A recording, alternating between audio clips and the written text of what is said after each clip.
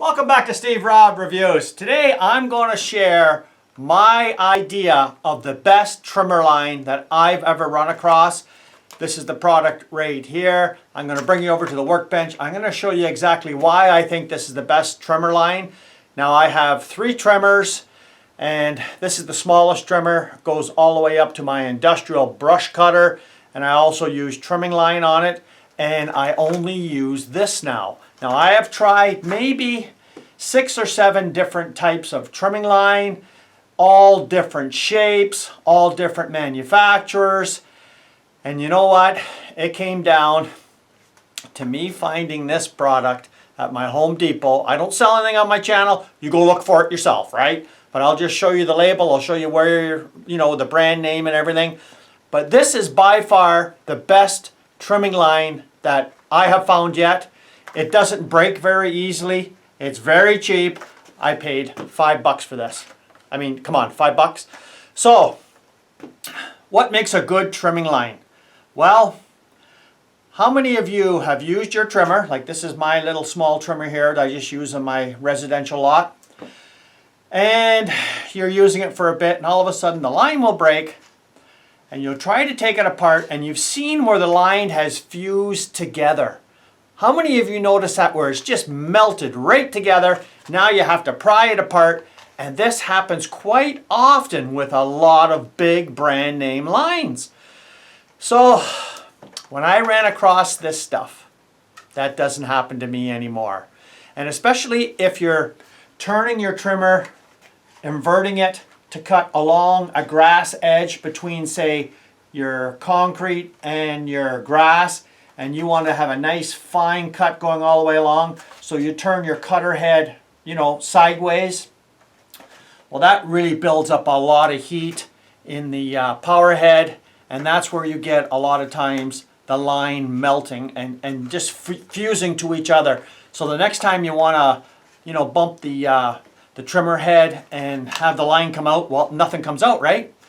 So I just finished loading this trimmer up with new line, and my buddy was over here and he says, okay, you have to show everybody what you're doing, because there's nobody on the planet that does what you do when you put new line on your trimmer. So I'm going to show you that too. But let's go over to the bench and I'll show you why this is the best line that I've ever run across.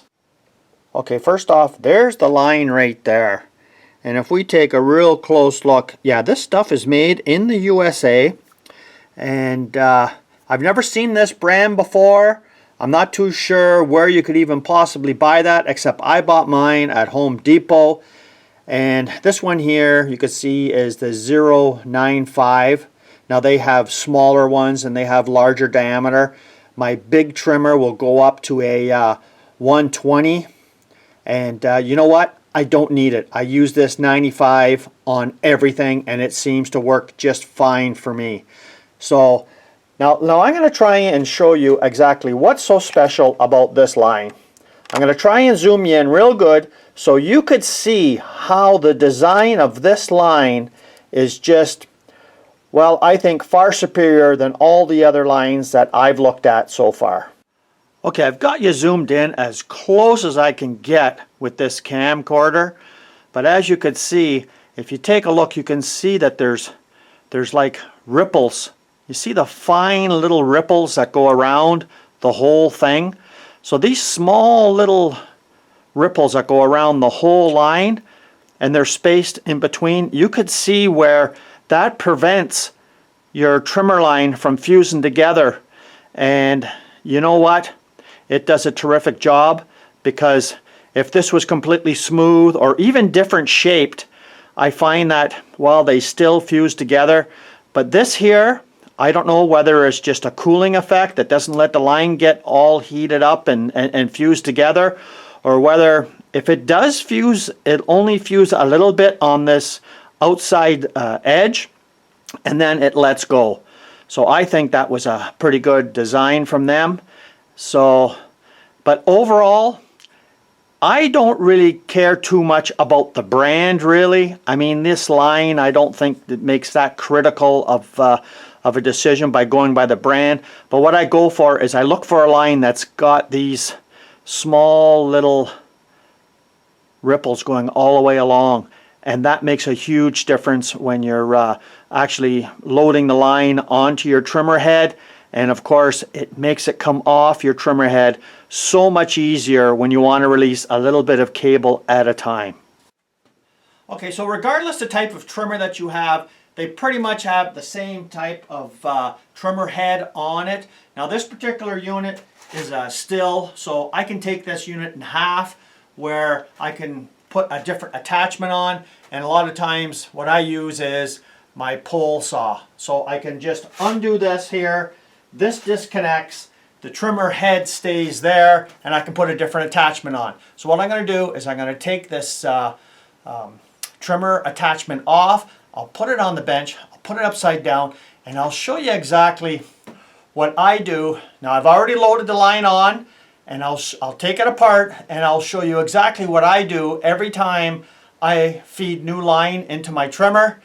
And I'd like you to just leave a comment below and let me know if any of you do this as well, because I've been given the impression that I'm completely out of my mind and nobody else does this. So let's take a look. Okay, so for all of you, this is what the normal trimmer head would look like. And I put my new line on, and you have to actually stick your finger in this spot and on the other side to release the head. So I'm going to put my finger here, release this side, and release this side. Now, how many of you really fight to get this thing off? And I'm going to show you how easy that came off. Now, do you notice something here? Yeah, I greased this here. I greased this side here, and I greased the top of the trimmer right where it rubs right in here. I greased that. I also greased down in the shaft here, down in the shaft here. So when I want to bump the trimmer material to come out more, you just bump it on your surface and more line will come out. And because I grease it, it goes in together easily and snaps back together so easily. Okay, so how many of you do that? Because I do that every time I load the stringer, twine in here.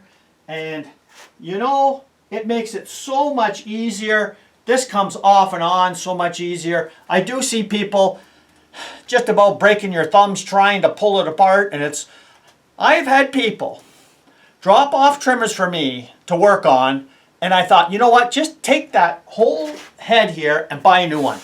Now this here is over around maybe 15, 16 years old. Original trimmer head, and it comes off so much easier, goes back together. A little bit of white lithium grease and a small little acid brush. Takes me, 2 minutes. And this here, when you bump it, the line will feed ahead no problem. You're not fighting with all the crusties inside there from all the grass cutting and everything. And you know what? Like, this isn't perfectly clean, but I've seen some at least 1.5 inches thick of just grass cuttings from years that have never been scraped off. And there is a cutter blade right here. There's a cutter blade right here. So when you bump your line out enough, if it's too much, it'll cut it off. You can't even find the cutter on a lot of these trimmers because, you know what? People just use it. They put it away and they forget about it. And that's about as far as it goes. And then about every 4 or 5 years, they go and buy another one. No, for me, for 2 minutes? So easy to grease this. And in my opinion, for me not doing that seems to be strange, but I've been given the position that nobody else does this in the world. So leave me a comment down below if you think like I'm completely out of my mind and nobody should be doing any of this kind of stuff, because the way I think is, well, a little bit of grease goes a long way, makes it easier to come in and out, right? So, but apparently a lot of people don't think like that. So thanks for joining me here today. I hope you picked up a couple of little tips. And if you happen to see some of that line that's got that extra little wraps going around, little small thin braided wraps going around, try it out. Because I tell you, it feeds on so much easier than this other line I've tried. I've tried some that were square, some were octagons, some were triangles. You know what? They don't wrap on the spool very nice. This goes on really slick, and you know, haven't really found much difference in the strength of all this type of line. I find that it's pretty much all the same. I don't know if you're paying a lot of money from all kinds of different brands. I'm not too sure. I've seen some YouTube videos where they tell you you really should take your line and leave it in a 5-gallon bucket of water. And you know, I don't do that. I just put it in my shed and that's it. And the line seems to be fine year after year. So I mean, I'm not going along with this, put the bucket in the water and all this kind of stuff. Maybe if you're a landscaper and you got a big spool out there sitting in the sun all day long, yeah, I could go along with that, keep it out of the sun, right? But besides that, a little bit of grease, a little bit of good engineering, and I thought that is the best line out there with all the extra wraps, like I said. So if you see some of that, give it a try. I mean, this was only $5 for me, and you know, this will last me probably years and years for the amount that I use around this little residential lot. So thanks for joining me here today. If you haven't seen this channel before, you're welcome to subscribe. Come back again and watch somebody do some stuff that maybe you've never seen before. Cheers.